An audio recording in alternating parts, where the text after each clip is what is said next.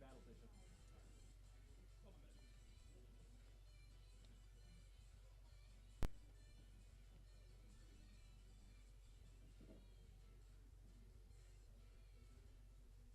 it's time, Chris. Right on cue. Right on cue.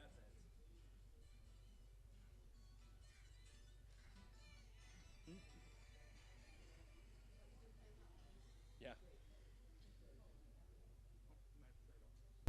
That's fine. I would love to say that I planned Benny and the Jets to end 8 minutes ago and started it for that reason, but it just worked out. So, good evening, everybody.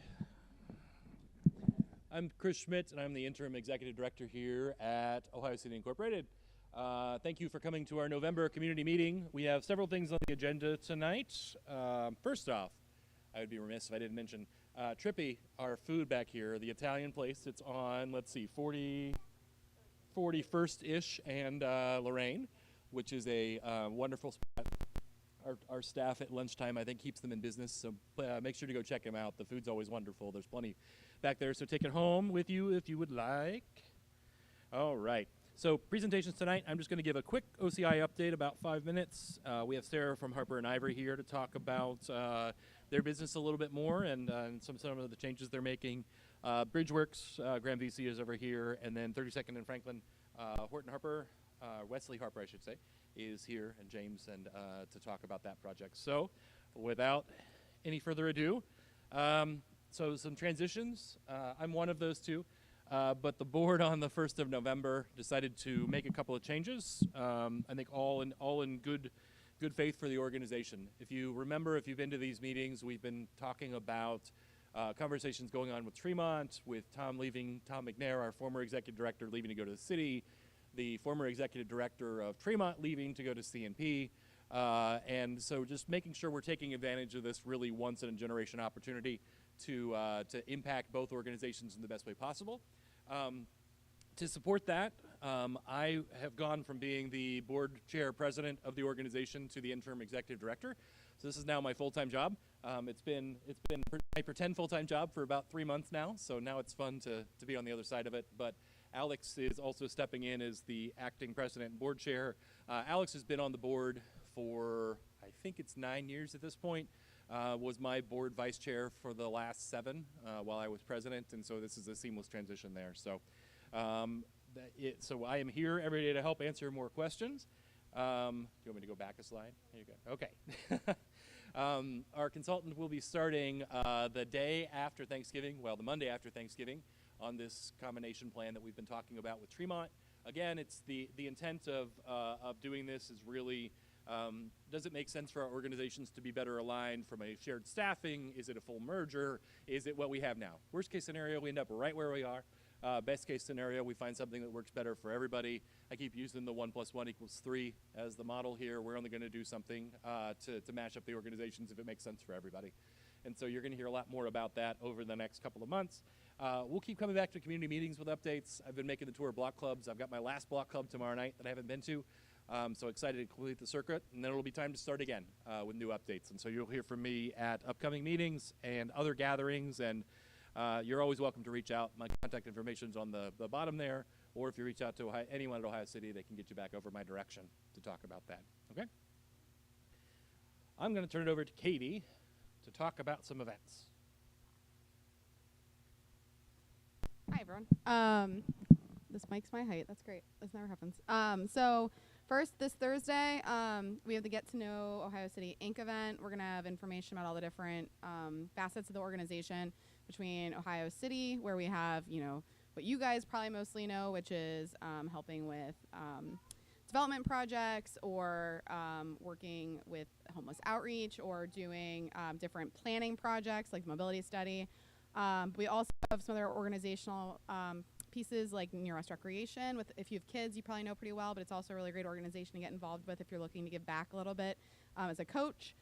We also have the Improvement Corporation, which is our special improvement district, which has a lot of great benefits to the neighborhood, including our ambassador program, which a lot of people know and love around the neighborhood. So come get to know us. There's free food, free virtual golf, and we'll also be kicking off our event season for 2024. So we have a lot of big stuff coming up, like the Street Festival and things like that. So if you're looking to get involved at all or you want to learn more, we really encourage you to come by. Again, there'll be free food, free games, and cash bar. So super excited about that. That's this Thursday from 6 to 8. And then we got a lot of stuff coming up. So if you can't catch all this right now, that's okay. We will have this all posted. It's on our newsletter that goes out every week too. But we have Wednesday, we have the 29th is the Lakeview Connects public meeting. We'll be right back here to talk about the project that we've been working on with OHM, which is our planning partner, and Flats Forward. And then if you have kids, Nutcracker holiday event on the 1st at Carnegie Library. More event information to come. Again, our newsletter is probably the best place to get that information. Saturday, December 2nd, Miracle on West 47th Street, the longstanding tradition over on 47th, where they really go all out with Christmas decorations. And then we're kind of dipping our toes back into the holiday space with some holiday market on Market on the 2nd and 9th, and then that's all on Market Avenue. So with that now closed, we're kind of engaging all the businesses there. And then also on the 9th, we have the Ohio City Family Holiday Party, which will be also right here. And then Saturday the 16th, we've got Church Avenue Walk-in Shop, where all the different branches that branch off of Church Avenue have some different stuff going on, so like the Firehouse and 29th Street. So going to highlight all the really great small businesses in that corner of the neighborhood. And then next year, we got Near West Recreation Casino Night. So there's a lot of great stuff coming on the way, so mark your calendars. And if you're not on our newsletter, sign up. Thank you, Katie, and thanks to the whole staff for really jumping in and making some of those events happen. We used to do a lot more events around the holidays. As Katie mentioned, we're trying to make our comeback during COVID, just like everybody else. Everything kind of went away, so it's nice to be back in a spot that we can get some of those things back on the calendar. So with that, we have a friend here, Sarah Recker from Harper and Ivory, to talk a little bit about the business. And if you have questions for her at the end, we'll be around with a mic. What up, Sarah?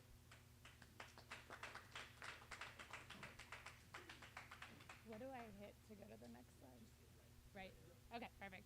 Hi all, my name is Sarah Recker. I am the second half of Harper and Ivory.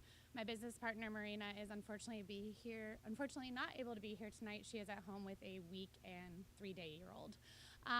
So I'll just, Chris and them asked me to kind of give a presentation of our business. Hopefully I'm not too wordy for you, but give as much as I can. We opened our doors in July of 2021 with a focus on all things bridal. We pride ourselves on experience unlike any other. We want a bride to feel welcome when she steps through that door.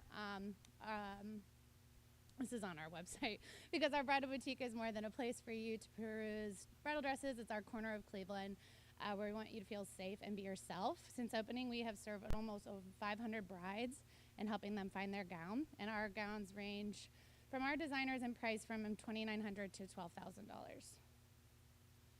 Started working together at another local bridal shop. Harper and Ivory is my third bride. Most of our designers that we have are exclusive to Ohio. We get brides that will find us and seek us out from anywhere from, I think our furthest out west client is Oregon. We get brides that come from Detroit often, Pennsylvania, New York, Cincinnati, and the greater Cleveland area. We employ a group of 5 amazing women. We hold a variety of charitable events at the stores as well, and continue to do on our end some social work as well as a group, an activity to bond and just be part of the community. That's the picture of the inside. So Chris came to me, you all know, or some of you may know, I'm making an assumption. The Black Pig was the building that we obtain right now. Marina's husband is in commercial real estate. He purchased the building. With purchasing the building, we also purchased the liquor license that came with it. The liquor license, unfortunately, with some unprofessional lawyers, has not been fully transferred yet into the Harper and Ivory name. So I took it upon myself to start doing that, and things are starting to finally flow. So it came to the table to the Ohio City organization for approval. As some of you may know, again, I'm making an assumption, you see it on TV, the celebration of a bottle of champagne or mimosas or something is very something that brides want to do and have when they go shopping, and it's just kind of not a standard thing, but I think the media and everything has kind of given that that's like what you're supposed to do. Of course, you can't do that without a liquor license. Currently, the liquor license is still coded to be under Black Pig as a restaurant. We're just looking to serve champagne. That's all we need it for, and that's all we want it for. So it will be changed up differently from its current like beer and liquor and on the patio and all of that fun stuff. So that kind of just breaks down this slide. So we're just asking approval for that to be done so that we can, you know, celebrate with a bottle of bubbly for all of our clients. Of course, insurance is properly in place for all of that with the consumption of alcohol on the premises, and we don't need anyone tripping over themselves at the shop either. So it's just a glass of champagne to celebrate. Some imagery of the inside of the shop. Honestly, the only thing that changed on the inside was a coat of paint, some new floors, and then the bar is no longer there. Otherwise, all the brick that's there, people thought like we painted that or exposed that, and that is exactly how it was. And we like closed out a closet and made it like, but that's really all the changes that we made to the inside if you haven't stopped by. But yeah, that's it. That's us. So.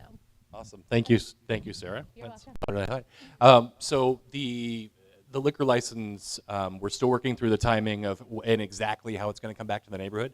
The reality is they have the full service liquor license that came with the Black Pig.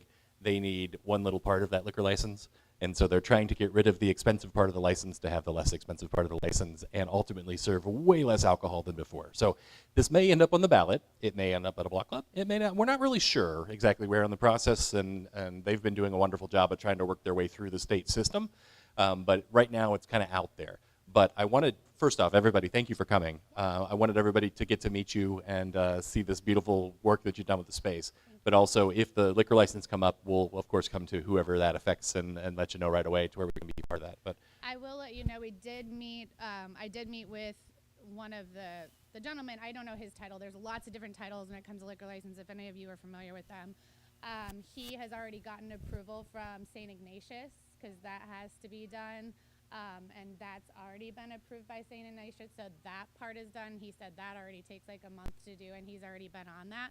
So that I know is one thing that's been approved. There you So. that's awesome. Yeah. Any questions for Sarah while she's here? Yeah.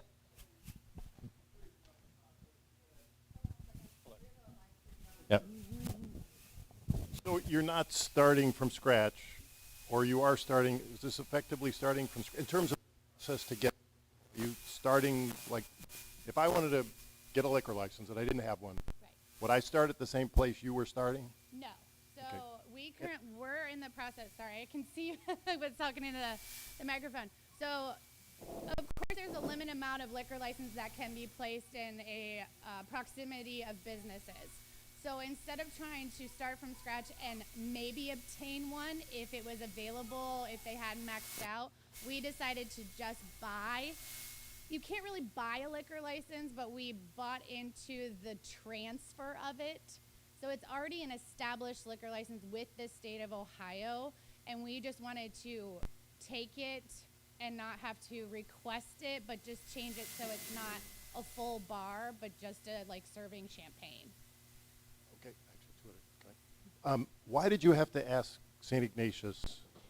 So I guess the gentleman, I didn't have to ask. It's something with the liquor control because it's a school. Anything within 500 feet from the school has to be okayed by a school.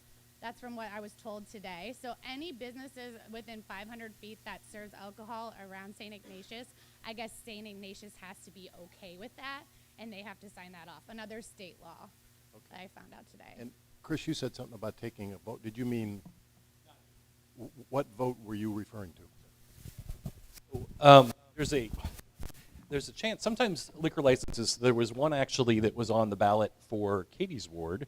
No, it wasn't.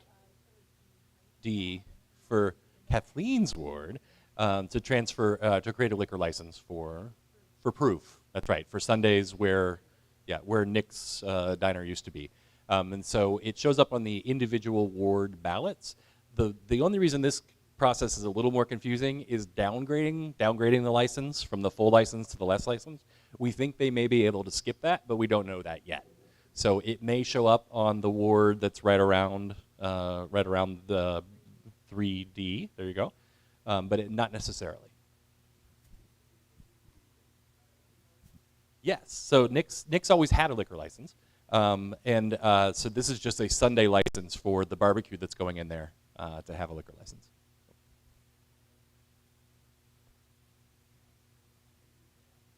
They did. Yep. So they just voted yes on it 2 weeks ago. So it depends on the ward and the way that it's broken down within the city's maps for who votes on what, depending on where the license is. So we don't pick that, but Proof did come to this meeting 2 months ago, I believe, 3 months ago, and presented about the business. And so we've been publishing that out, and then it actually went to the ballot in November. So, good. Anything else for Sarah? Nothing else? Thank you, Sarah. We appreciate you being here. Thank you guys. Oops, excuse me. Thank you. Have a good night. I'm going to go home and put my kids to bed. You guys have a great meeting. If you need us, please feel free to email, call. We're an open book. If you want to come and see the space, we are by appointment, but we'd be happy to show you guys what we've done if you care to see it. So, thank you. All right.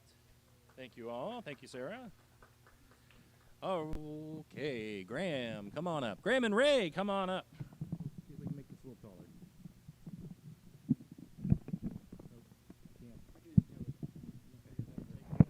Good evening, everybody. Thrilled to be here to give an update on Bridgeworks, which is right next door. It's the 2 acres that my partners and I bought in the early 2020.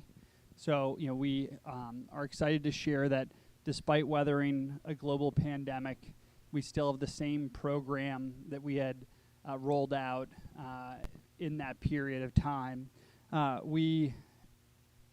This is the site. We're obviously, just next door. The context is, the underbridge is what really motivated us to buy the site from the county. This is the ticket booth that helped to service the subway that was decommissioned in 1954. This is St. Malachi. This is the bridge and the underbridge, which we're excited about helping to advocate as a cool public space. Here's the old Angle Gym to give some historical context. This is the ground floor of our most up-to-date design. So we're still planning on a 130-room hotel, 140 residential units, half of which are workforce, and then also over 220 parking spaces. So the goal of this project has always been to activate this site and also create a entry to the underbridge so that that future public space is one that can be celebrated not only in the neighborhood and the city, but the region and beyond. So this is the second floor plan. You can see we've parked it. We're preserving the existing ticket booth, which is that T, and creating a public plaza there.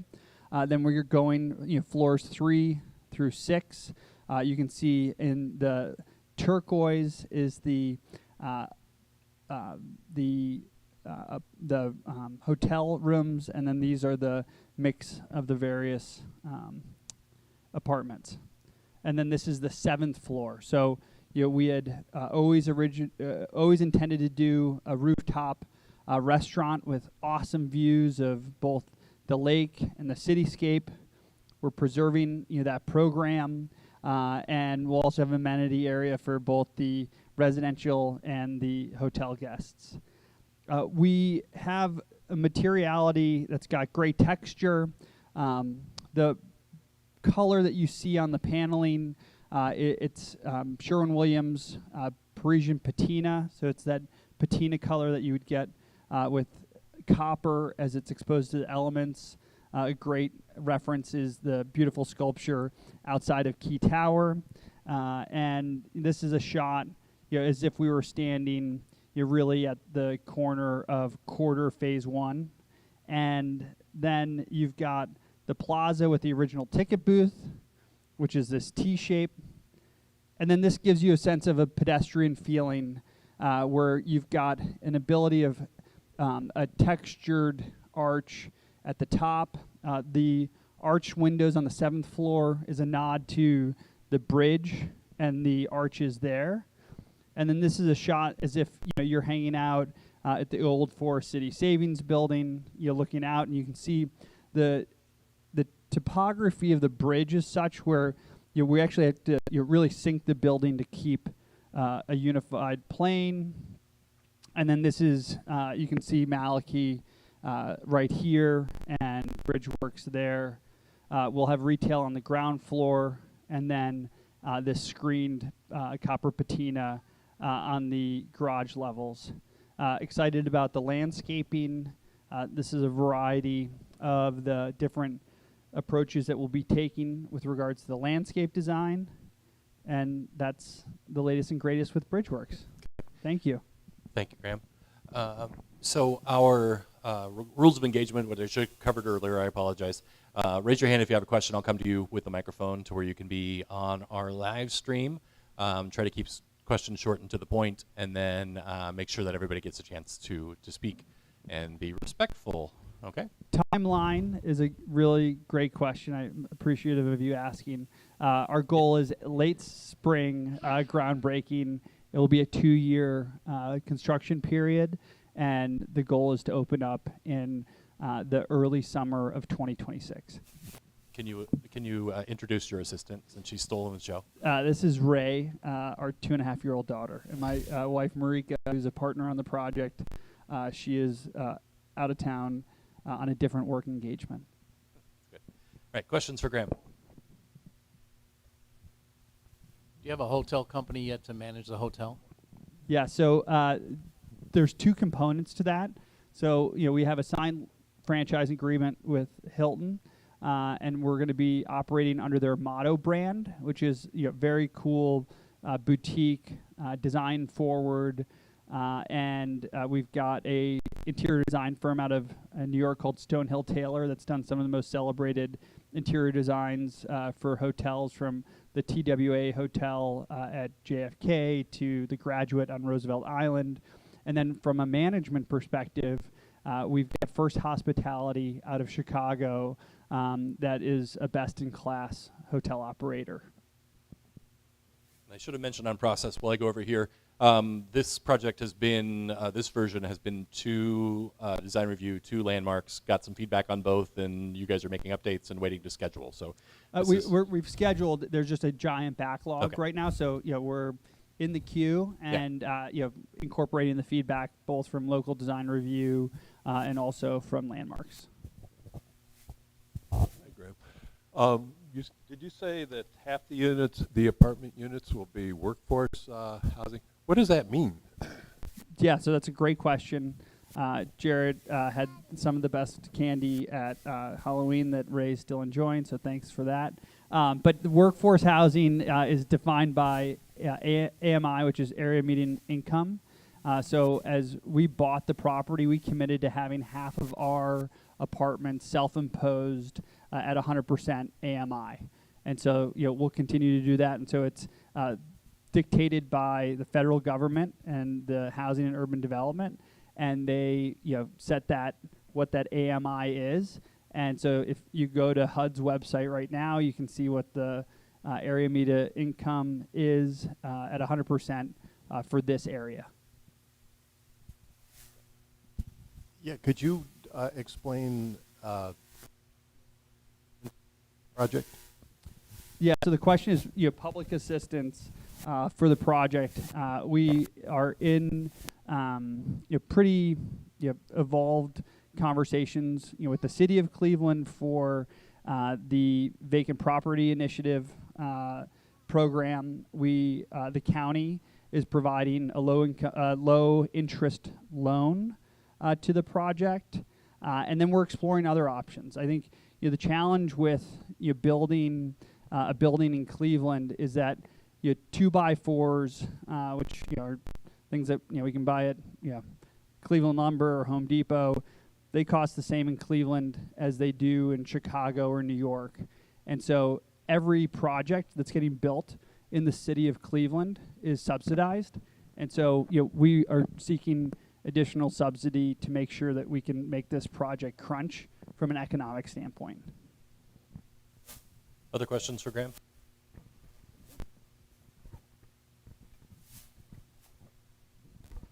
So the intro building that we are all familiar with across from West Side Market, they closed Lorraine Avenue, an entire lane, for a very long time. I don't know if anybody knows how long.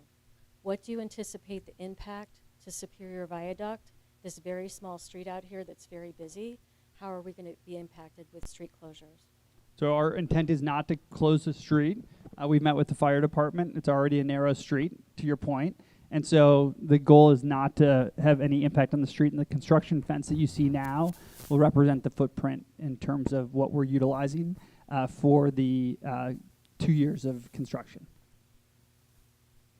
And if it helps at all, the thing that we are on the phone the most with the city right now is trying to get developers to stay within their footprint. So not Graham specific, but all around the neighborhood, because it's not just Intro, it's 44th. It's everywhere that there's construction, we're trying to get them to pull those fences back in. And our track record is one where we were intentional to keep the pedestrian throughway at Church and State along Detroit, which we really advocated for that to be something that's utilized across the board, and yet we self-imposed that, which we think is a very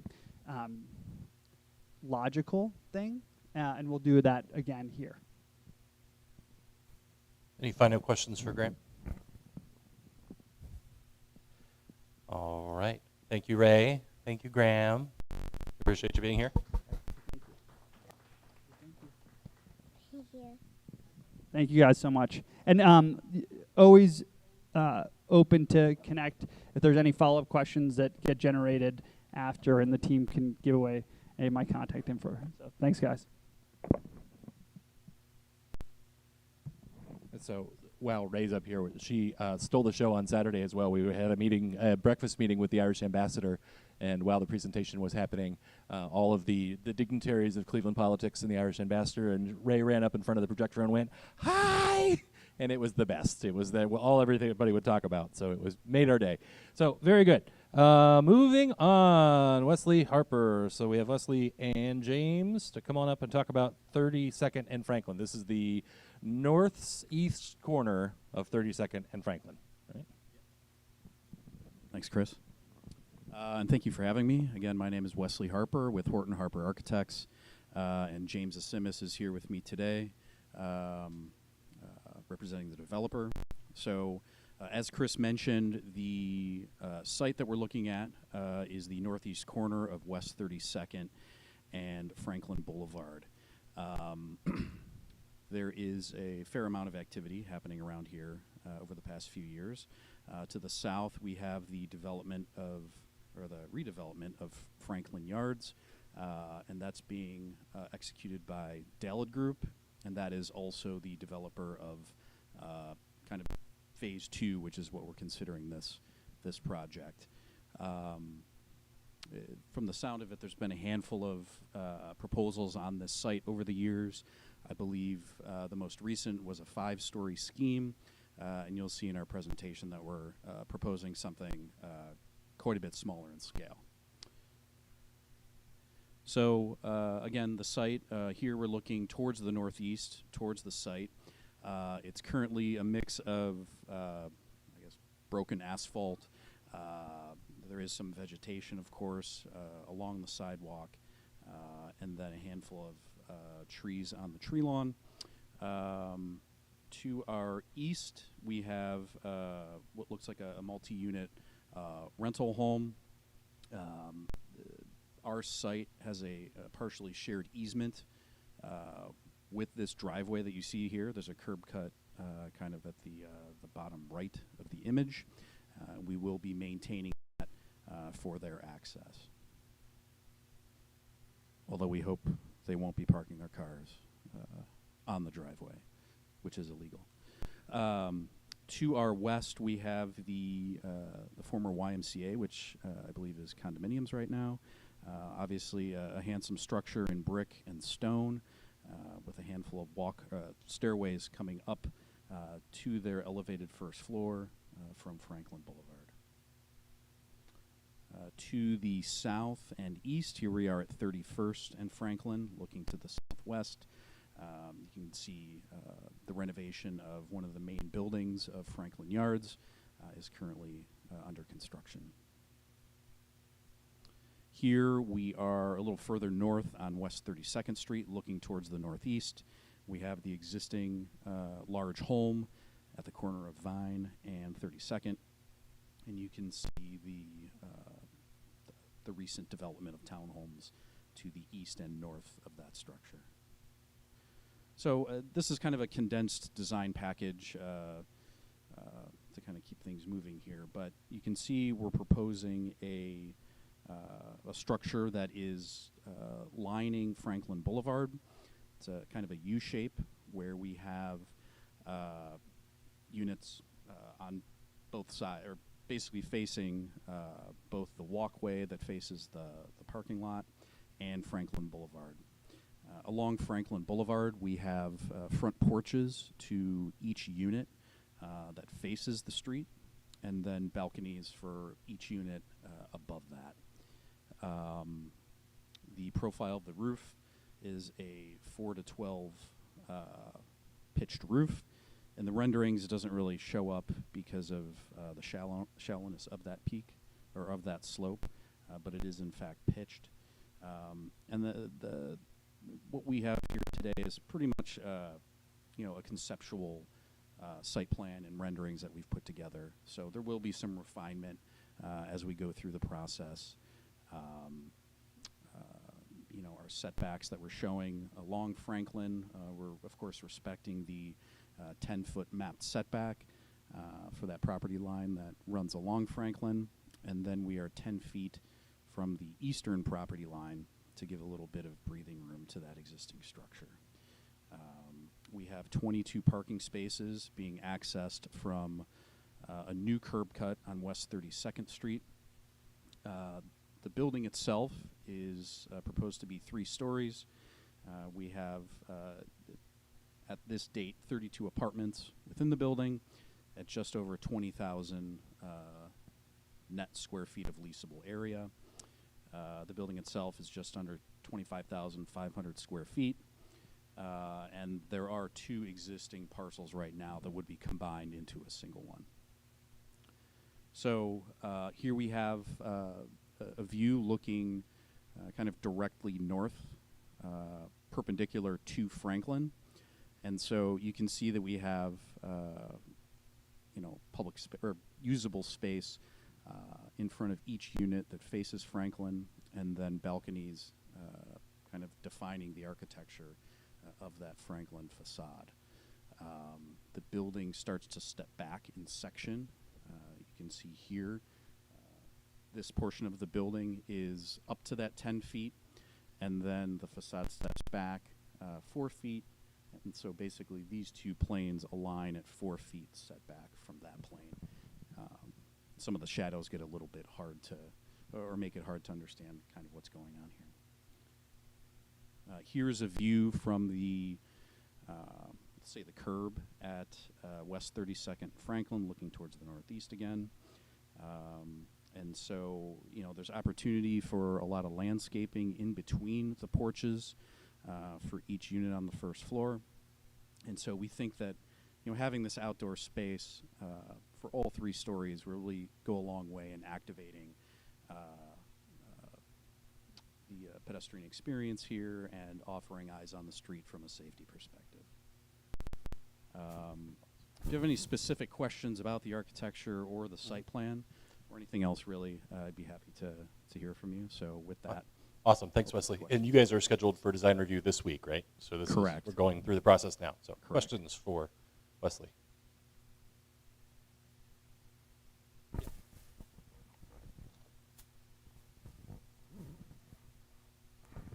I know you're here talking about this one, but I thought that the Vantage Place part was kind of on hold, but you're actually constructing in there? That's my understanding, James. If you could speak to that.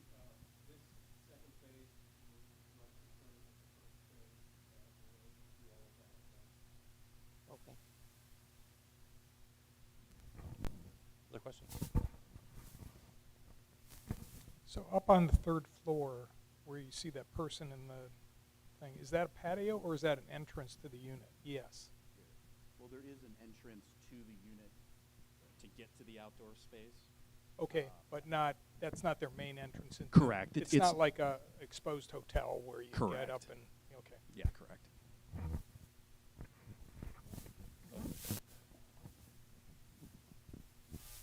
Have you been scheduled to meet with the Franklin Clinton Block Club? I have not scheduled yet, but the full design presentation has been forwarded to Karen, and so I'm looking to hear some recommendations on next steps. This coming month. Yeah, and we tried to schedule, but there was no meeting in November, right? And so it's just hit a combined gap. So I think it's for the next one is the hope. Okay, so we'll try to get that on the calendar. Great. Hi, just to be clear, these will be rental units, is that correct? Correct. And what do you anticipate the rents will be for them? I'm not sure at this point. We're still working through the budget, manipulating square footages to see where those would end up. Okay. And what public subsidy will you be requesting for this? The only subsidy would be the tax abatement that's offered by the city. Any final questions for Wesley?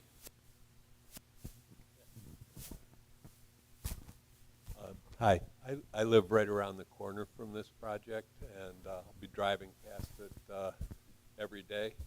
And the way it looks to me doesn't really look like it would fit into the neighborhood architectural pattern very well. I don't know if that's something you thought about when you were designing this, but I would prefer to have you go back to the drawing board and reconfigure the front of that building so that it doesn't look like a 1960 vintage apartment building in Parma Heights. I think it's just the wrong design for that location. I understand it fills the space in a way that that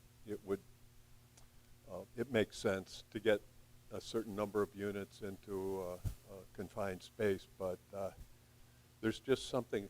I mean, it has no connection to the neighborhood really, except maybe Franklin Plaza Nursing Home, which also has no connection to the neighborhood in terms of architectural taste or design. That's my, off the top of my head, first look at this, and I think it could be, the colors could be different. The whole structure just has the wrong feel to it to me. So I don't know. That's one person's opinion, I guess. Maybe not. Other comments or questions? All right. Thanks, Wesley, for being here tonight. James, we appreciate it. All right. Just a few things to wrap up quickly before you go. Just a reminder, the Lakeview Connects plan. Sorry, the mics are so staticky tonight. We don't know what happened, but the Lakeview Connects plan, the 29th of November. So please come to that if you possibly can. The next community meeting will be Tuesday, December 5th. So that's coming up quicker. And the reason is the tax abatement plan for the whole city changes at the end of the year. And so a lot of projects are trying to beat the clock. So we're going to have another probably 3, 4, 5 developments that show up in December. So please try to be here on December 5th because it's going to be another full agenda full of development projects. So please come to that. And then hopefully I will see you on Thursday at the Get to Know Ohio City event right over here, the hill here at the Golf Club. This is Alex Frondorf here in the back. I mentioned him earlier. If you want to wave. Wave, there you go. He's the new acting board chair, so if you have any questions for Alex or for me, we'll stick around, or the staff. Besides that, have a nice evening. Thanks for being here.